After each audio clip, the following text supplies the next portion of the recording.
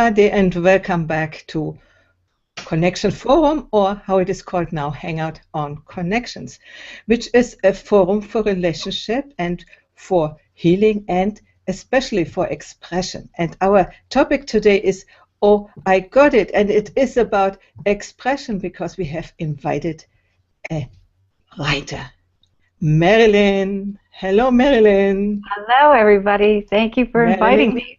Yeah, Marilyn Harding has written a wonderful book, and I think we will talk about it later. But first, some words about me. I'm Heidi Hörnlein. I'm a Hangout host, as you see, and very passionate about that.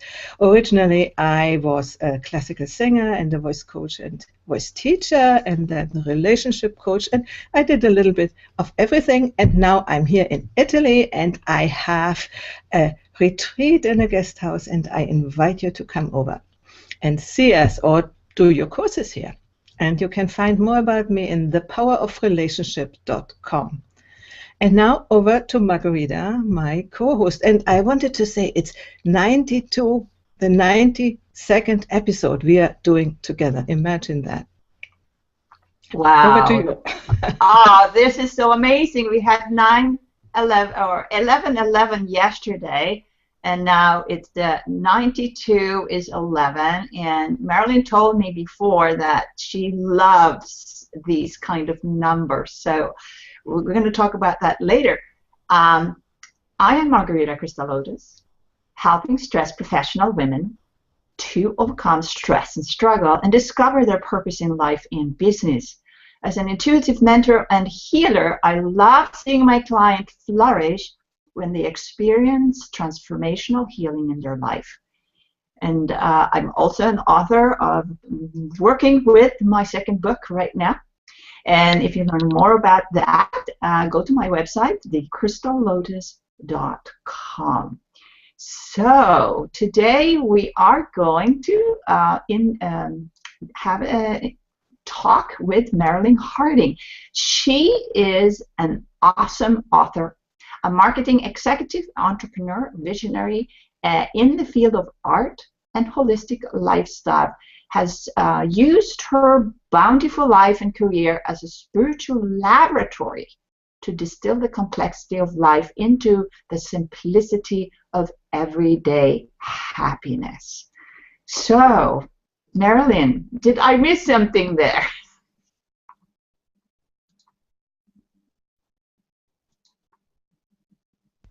Hello, Marilyn. I think she froze. Marilyn?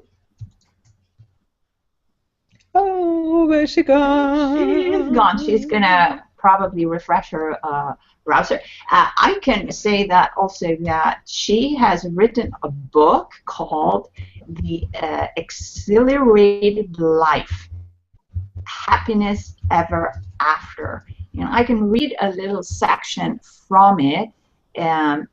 So in the very first paragraph, I'm going to read from there. Marilyn brings her story to life with her beautiful anecdote and wholehearted humbleness. As people are becoming more and more disconnected every day, grasping for new toys and digital services, Marilyn believes both young and old are hungry and searching for truth and for soul connection, and not more distractions. She writes from deep experience with the capacity to handhold her reader through his or her journey. Marilyn is also an author of Yesterday at Justin's, an illustrated children's book about divorce. Marilyn is also a contributing blogger about inspired living and life in Greece on Huffington Post, both in Greek and English. And Marilyn and her mate Athan live on the Aegina Island, Greece, basking in love and sunshine, testing EVOOs and sipping on wine. So see if she has come back. I'm here. Where did everybody go? All of a sudden we're having this lovely chat and then everything froze. So I beg your pardon. Here I am. So what can you add to that? Can you tell us, a little bit about you. Well, I'm living on the island of Aegina in Greece now, and I herald from Toronto, Ontario, and that's how you and I met many years ago. Nearly 9 years ago, my husband passed away, and then I went on a journey of self-discovery after that. And I remember long ago making a list of how I would feel when I lived in the perfect place, not knowing where that might be, and it happened to be here. I'm now writing. I've written my book, and I write for Huffington Post. I think you may have mentioned that, but I missed that introduction. Yeah. So I'm here with my new love, and not very new anymore. He's involved with the olive oil business, and I'm involved with my writing, and we're very happy finding a new life in a very simple way, very rich way, surrounded by nature. Yeah. I mean, when I met you first, I was quite amazed by your intelligence and your sensitivity. And after that, we became friends, right? And we've held and we have connected all through the years. I went my way, and you went your way, and then we're reconnecting right now on the internet. Yeah. Well, it's a blessing, and I think it allows us, the internet allows us to have our virtual tribe, our virtual community, wherever that is, and that's why we're finding it so lovely to live here. We can live the life we want to live and follow our particular dreams and still be connected with Italy, Toronto.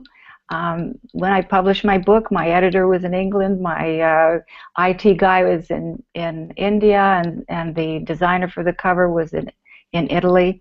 So we really are a global community, and we're so everything's so accessible, which is brilliant, wonderful. So what inspired you to become a writer in the first place? Well, for me, writing is not an inspiration, it's a necessity. So I've been writing since I was a child.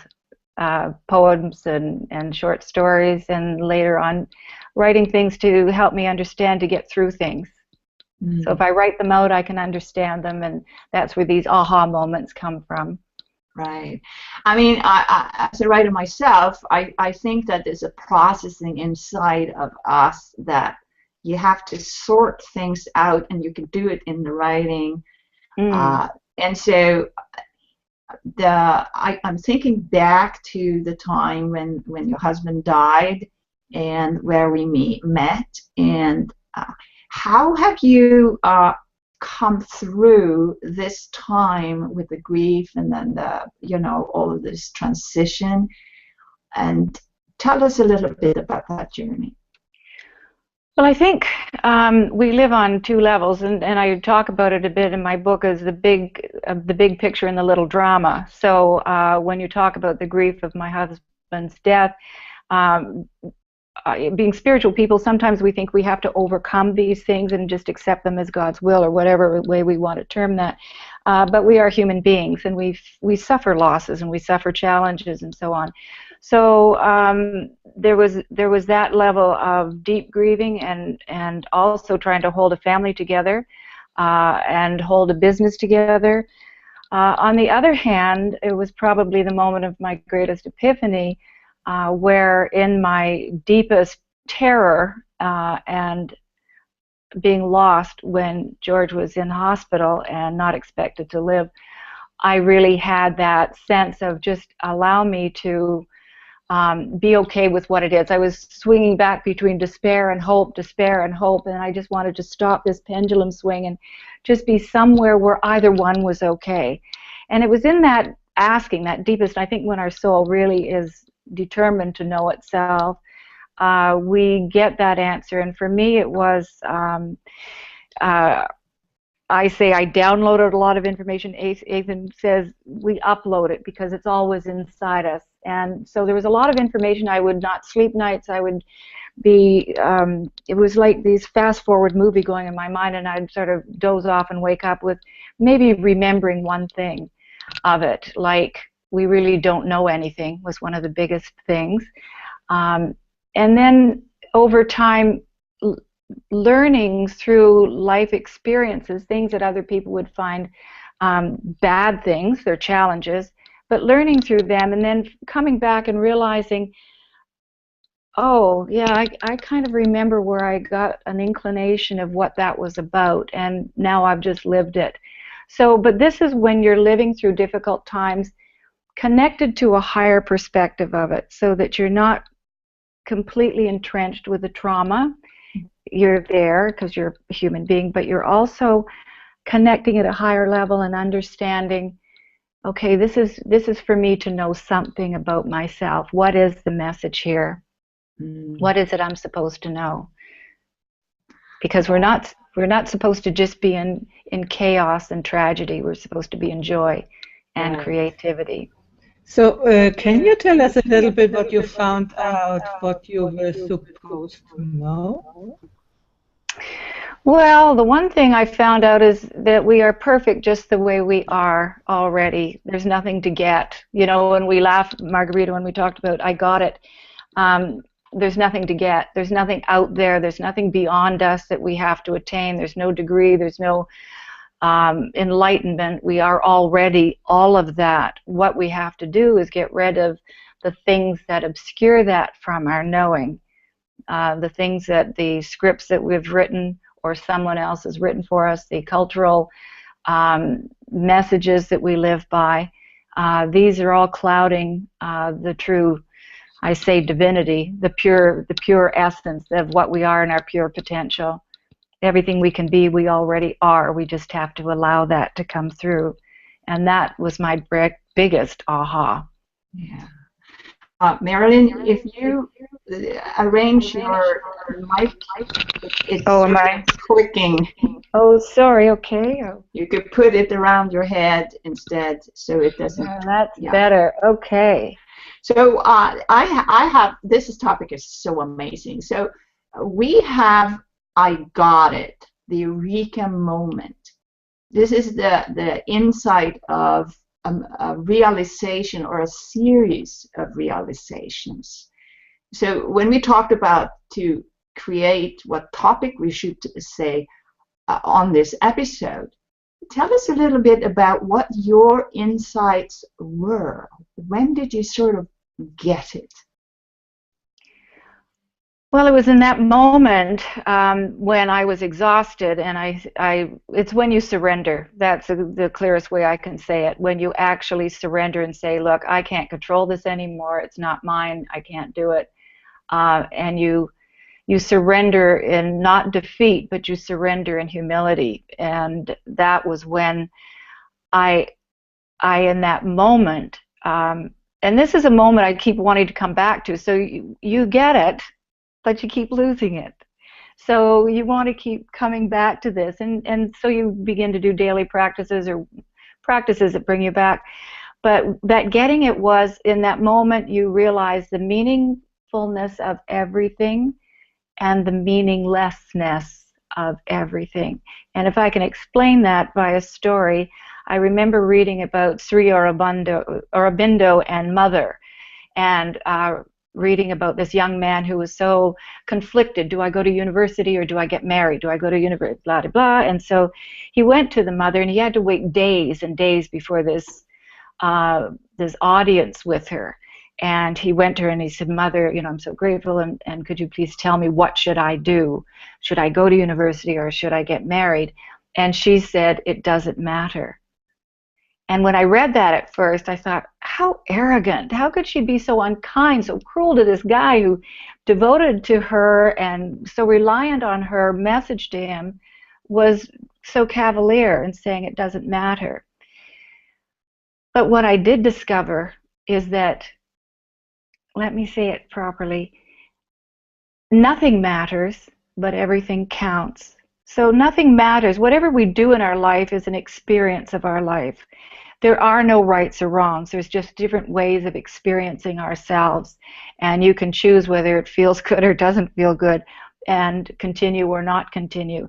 When I say everything counts, it's because every choice you make creates the circumstances that are around that, and so the experience that you have.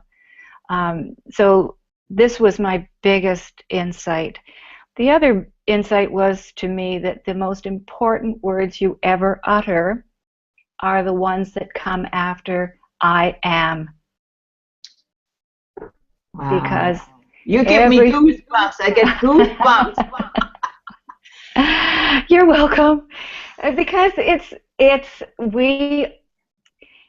everything in our lives, like right now, when I say you're perfect just the way you are now, I mean it. No matter where you are, if you're 100 pounds overweight, if you're in a dead-end job, in a toxic relationship, it doesn't matter. You are where you are because of the cumulative effects of all the thoughts and choices that you have made up until now.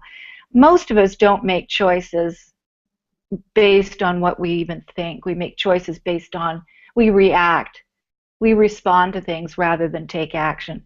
So we're running other people's scripts. And when we stop that, we realize that we can make our own choices. When we make our own choices, we have the effect of those choices. So our thoughts become actions, our actions become our life. So if there's something that we don't care for in our life, we really have to go within and say, okay, how do I need to change my thought patterns? And it's pretty simple, because when you have a positive assumption for an outcome or a negative assumption, you have a different pattern for how you react to circumstances around it. So when you think you're going to have a bad day, chances are you will have a bad day, because you'll go out grumpy, you'll spill your coffee, you'll have a car accident, just because you're distracted. When you go out feeling good about yourself and having a positive day, then you will attract those things simply because you're going to smile at somebody, a coworker, rather than frown, so they will smile back, and then you begin to have cooperation. And then the magic after that happens is, of course, synchronicity, which is this is how we met, actually, by synchronicity. Yes, and there were many synchronistic moments through our time together, because it was like a stone skipping over water over many years, where we wouldn't see one another and then we would, and yes. I'm so excited about your writing. Can you describe a particular story in your latest book, Exhilarated Life? It's called Happiness Ever After. Well, these are short stories, because these were articles or essays that I wrote to myself. So they're each short stories. They're each describing something, and I'll share the one with you that kind of was on my mind as I woke up this morning, and it's about making lemonade. When life hands you a lemon, make lemonade. I happen to heartily disagree with that, and I wrote a story about it. And in the story, I write about I think it's called A Wash in Lemonade and the Rubber Band Remedy, and the way they connect is this. Because I disagree with making lemons out of lemonade, it means that when you say that and you make the best of bad situations, it means that you're accepting bad situations into your life. That doesn't mean that bad situations don't come in and we respond to them, but unless we want to nurture them, we don't engage with them. Like negative thoughts or negative situations, we should be weeding them, pulling them out, and letting them just die a natural death while we feed or nurture ourselves with positive thoughts. And I think this becomes a practice. It's easier and easier as you go through it. But coming back to the rubber band theory and how it relates, as a friend of mine, I didn't think I was negative. Of course, I'm not negative. And I was doing I was doing one of these magazine things. How are you negative? And I said no. And then I wrote this thing down, and so it said, ask somebody close to you if to just go through your answers to make sure you're be honest with yourself. And I'll ask Athan. He knows I'm positive. So when I said I'm a positive person, he said, well, you don't start out that. No, not really. And I said, what? And he said, well, you get there, but you don't start out that way. And I said, well, who am I to be writing a book about being positive if I'm so negative? And he said, you see what I mean? So at the same time, a friend of mine had said, there's this rubber band trick. You put a rubber band on your wrist, and every time you say a negative thing, you snap the rubber band. And you'll be shocked at how many times you snap the rubber band. And as I share in my story, you're also shocked at the privilege that other people feel to reach over and snap your band for you because you're being negative and not catching yourself at it. But it's true, and there's some statistic that we have something like 10 negative thoughts a minute. I think that's a low estimate. But I agree. I really, really agree with you there. So once you become aware of your tendency for negative thoughts, because let's face it, in this culture we're in, we are completely supported in this. And it's not easy to have positive thoughts when all the evidence is there for being negative. But if you're choosing to be happy, and if you're choosing a different kind of life, then you absolutely have to become self-aware and get the rubber band out. And you find that people stop lobbing lemons at you. So you're not kind of worried about making lemonade anymore. You start having more and more positive experiences in your life simply because you're not engaging in the negative ones. I agree so much. I've had some kind of moments like that. I think I am this, but then I get evidence from the surrounding people saying, no. Yeah. And then sometimes you don't listen to it and says, no, that's not true, and start an argument. But the humble way is to say, okay, thank you for that feedback. Well, and the thing is, we will be seeing evidence of those choices in our lives. So to deny it, really, you can deny it to yourself or deny it to your friend or argue your point until you win the point, but you're going to be experiencing things in your life that are Klieg lights on that manner that you're living your life, because these are your thoughts, which produce your actions, which produce the outcome of your life. Yeah. Well, I've started to read your book, and I am so mesmerized by how you can engage the reader to actually go to their situation. And so this is what I experienced when I started to read it. And I know that anybody else can also have a benefit from reading it. So I'm going to share a screenshot of it right here. And maybe you can say what this picture and why did you choose this title? Exhilarated Life, it's just a phrase that I've used for myself for many years. It's what I wanted. It's how I wanted to feel about life, how I believe we're supposed to feel about life. The picture, Barry Hankey took that picture, and Barry Hankey I've never met, but I found this on the internet and got his permission to use it. The reason I used this particular image is when things were the most dismal, and I share this in the book at the very back about the cover. I went to a course, and Margarita, you may know about Journey Work, which is a very powerful teacher training course I took for 3 days, and at the end of that, they say write yourself a letter from yourself 20 years in advance and how you got there from here. And so I wrote that letter, and it was very empowering because I'd released a lot of stuff during the 3-day workshop. So I wrote this letter, and then when I went home, I found this image in a magazine of this bougainvillea-covered terrace, which many years later I discovered was in Greece, in the island of Eureka, which is in our little archipelago here in the Saronic Sea. It's one of our neighbors. And I posted that picture. Now, this was when my husband was really beginning to fail fast, and I was determined that he was not going to die because I was involved in the holistic community, and he was going to be my poster boy for miraculous recovery. And that's not what happened, because that wasn't my lesson.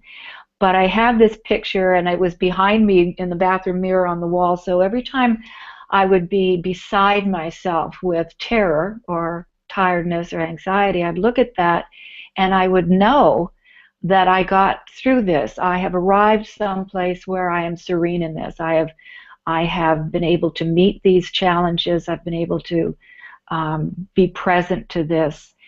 And one of the things that, just to go back to another question earlier, was the epiphany. And that was, once I surrendered, in that moment I stopped being wife or mother or anything to this, and I became present to what was actually happening. I became present to the present, and then I could attend to it in ways that were much more compassionate, much more authentic than trying to fix something, trying to make it different, trying to make it better, trying to fight with what was actually going on. And it was a realization that dying isn't the worst thing that happens to us. Dying is the parenthesis of our life, and it's to be embraced, and it's to be revered. And I was taking that away from both my husband and myself, so I was able to be present to that. And it was in that moment that I made a commitment to myself to revere every day, to be prepared for my eventual death by saying, I'm complete in that. So the bougainvillea cascading over those clear waters was a very important image for me to get through all of that, and it continues to be my beacon. Well, you've had manifested. Now we have an echo here. Can you mute yourself? And you have manifested a life. I don't know. We can mute. Yeah, thank you. And so you have, sorry about this interruption, you have manifested your life from that picture. I really think that this picture, I mean, this is coming to my mind right now, that from there you are actually in Greece. You are seeing the sea. You have the flowers. You have so this is, to me, an act of manifestation just by having that picture. That's my aha moment here, because I could tell you another story. I had another picture in my bathroom when I lived in Scarborough in Toronto, and then I saw this beautiful beach. That was quite a long time ago, and then I had this there. And then when I went to Brazil for my gem hunting, I happened to go to one of the most beautiful beaches just south of the equator on the Atlantic coast there, and I was just enjoying it tremendously. And then when I came home, I said, that beach, that's the beach I was at. I went to that beach, and I didn't realize it until 2 months after. So you can unmute yourself. You have to unmute yourself on the top. It's like a little microphone there. You hoover your mouse up, and then there is a microphone on the top.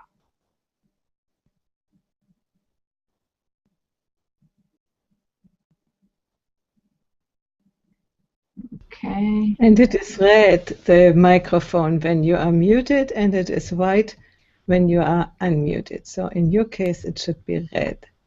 Oh, okay. She is frozen. Did she go out? Yeah. Oh dear. I was wondering, I wanted to ask her a little bit about this experience, you know, when you accompany a person in the dying process. Yeah. It is okay. Can you hear me now? Yes, yes. And Heidi had a question for you. Okay. Yeah. I was saying to Margarita, when you have the experience to accompany a person in a dying process, and you receive the gift of that, and as I understand, you have had this experience, isn't it the deeper reason why you can enjoy life now so much? just hypothetically, if you haven't had this experience, would you think you had the same depth of life? I think that culturally, you know, many people come to this awareness different ways. I came through a trauma like that, but my past was one of always searching and seeking, and of course, you know, we need to be broken open somehow to find ourselves. So if, you know, that was the way I was broken open to find myself. I think that we can choose to live with depth and meaning by following more profound life choices, and then we can experience this depth and meaning and joyfulness without having the trauma. And I think that's partly why I wanted to write my book the way I did, with little stories about sort of opening my kimono, as my husband would have said, because I was exposing myself in all my ineptitude, so that people could understand how it looks and how it works. So for me, yes, it opened me to a higher level because I surrendered through this, but it was, we can surrender anytime. We can just choose to, if we choose to be happy, we can choose. That's it. That's. So I would like to insert my negative thought. I think it's mainly by deep experiences that we are ready to change, because by decision we are sort of half-heartedly changing. But there needs, like we did yesterday in the course of Margarita is giving the instant drawing course, and they were drawing the kick in the butt. You know, I think most people, I think it's a biological thing or something, you know, that we need to bang our head against something or get a kick in the butt, as we said yesterday, to really do the steps.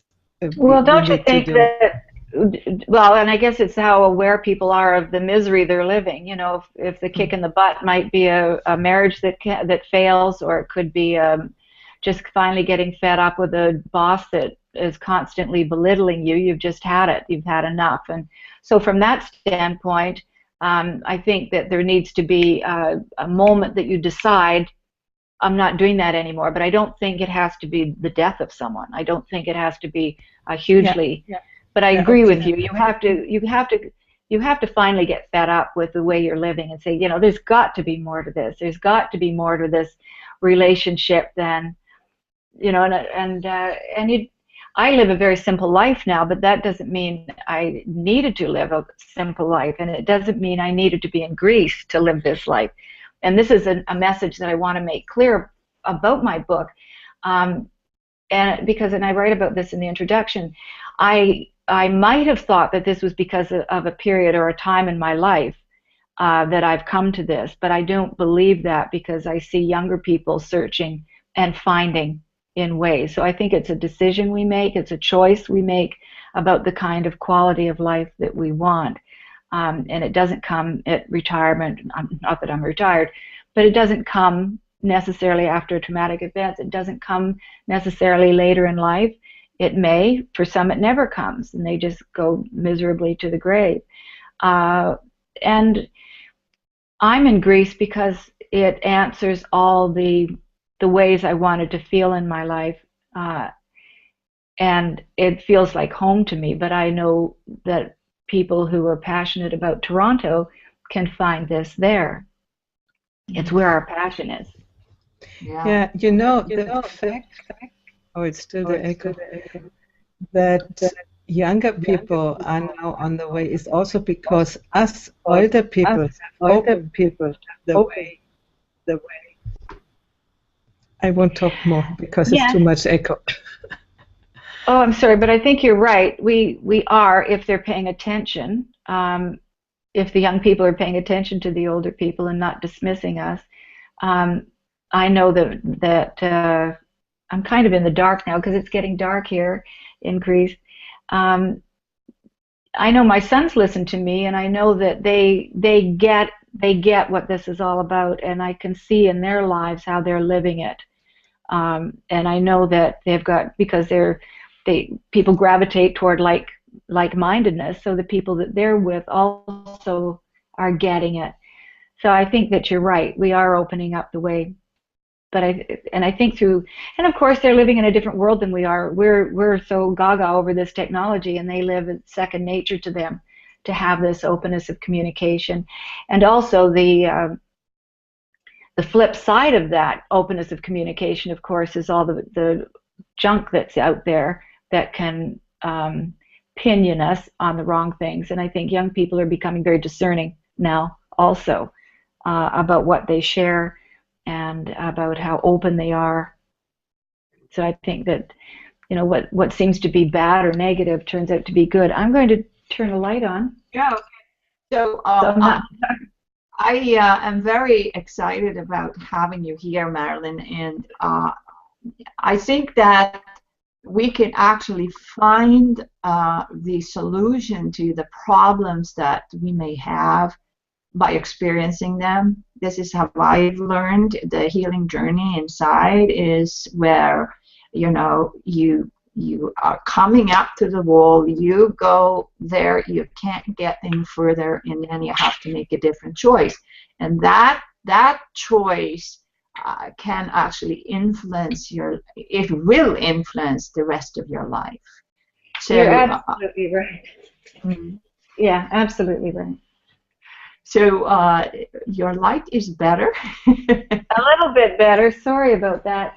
I think that you're right, and being happy is not about avoidance. It's not about not having problems. It's not about not people dying or being ill or being challenged. It's about understanding that your happiness can hold all of those, and the way it can, and when I reference being present, being able to be present to what is, then you bring this energy and this openness and freshness of spirit to your problem.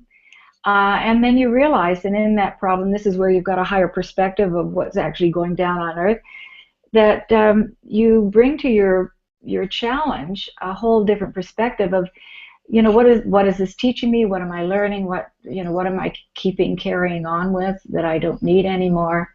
So I think from that standpoint that the only way around is through. Yes. And you are a very good way shower to illustrate what it's like to go on this journey and have these aha moments and learn for yourself by somebody else's experience, yours.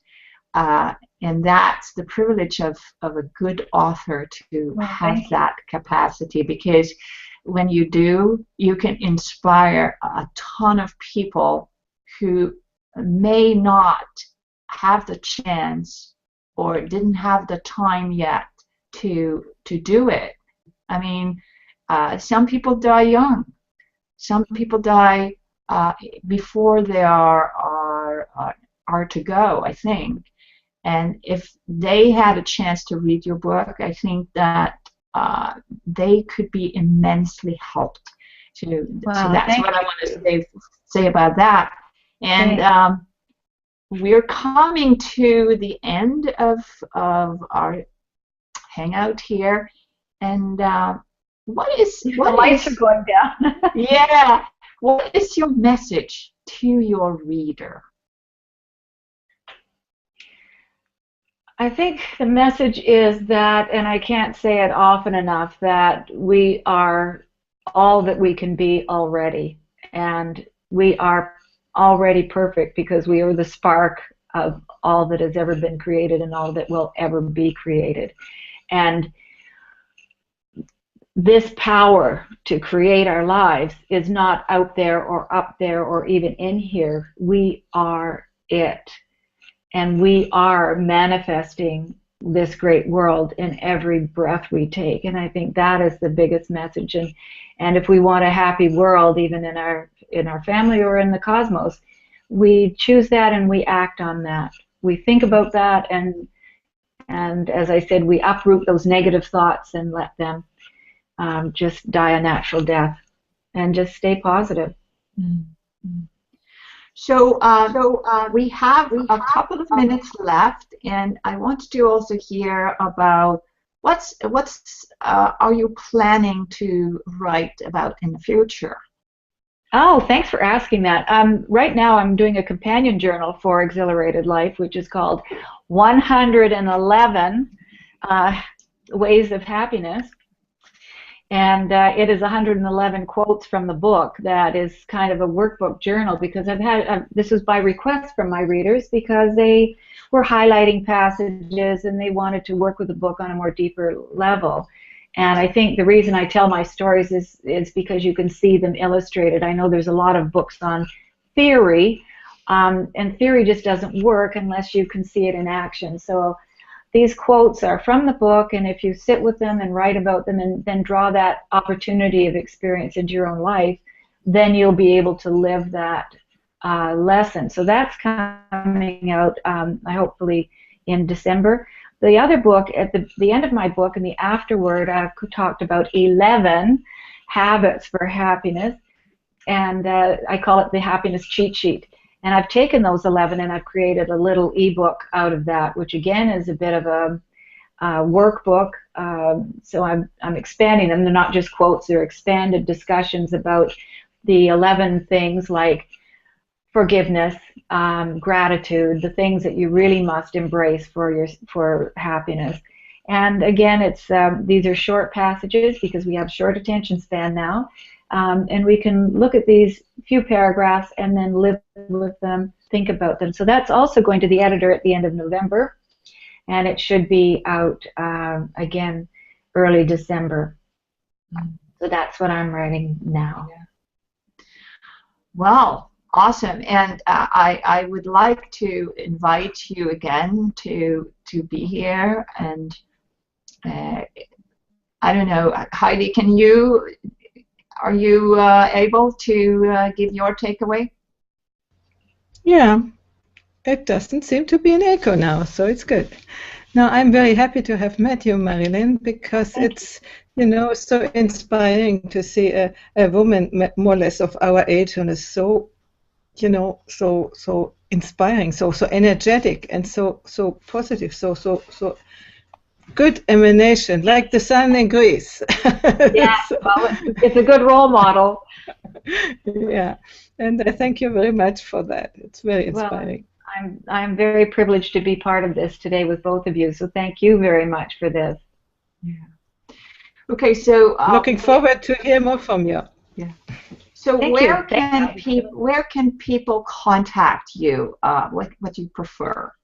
Well, Facebook or Twitter, both under Marilyn Harding. My website is marilynharding.com, is my author website, and my book website is exhilaratedlife.com, where you can download a sample chapter from the book. And I must apologize. I just discovered that there's a lead page that comes on before the first page. So if you can just forgive me until I fix that, or you can sign on to get the little inspirational piece that comes to you for that. Anyway, you can go to that page and get a sample chapter from the book. And email me. I'm delighted to speak to people. Or I'm just message me. looking you up and Twitter, and there are quite a bit of Marilyn Harding, so we need to find out who you are. I'm just Marilyn Harding. That's my Twitter. Yeah, there are 5. There are 5 or 6. So under Marilyn Harding? It's just Twitter/Marilyn Harding is my Twitter. Ah, okay, good. Then we / because there are 4 or 5. Okay. I'm the one with the blonde curls. We can sort Maybe that out. The first one. Let me see, because they are so little, these avatars, that you can hardly see. Yeah, that's you. Okay, I will follow you. Thank you. Okay. Thank you very much, Marilyn, for coming and having. This is your first hangout on air. This is my first. I loved it. It was great. I'll have to fix the lighting. Oh, can I just share this with you? I don't know if you can see it, but I must. Oh. This is my sign off, okay? Ah. Did you see that beautiful sunset? Oh my God. Oh my God. And I that's wish over I was there. well, you're welcome. That's over the Peloponnese Mountains, so that's my sign off, and that's why I've been in the dark, because the sun has gone down. Yeah. Okay, with those words, then we say goodbye, and then Gracias. yes. Thank you so much. So long. Thank Bye-bye. you so much.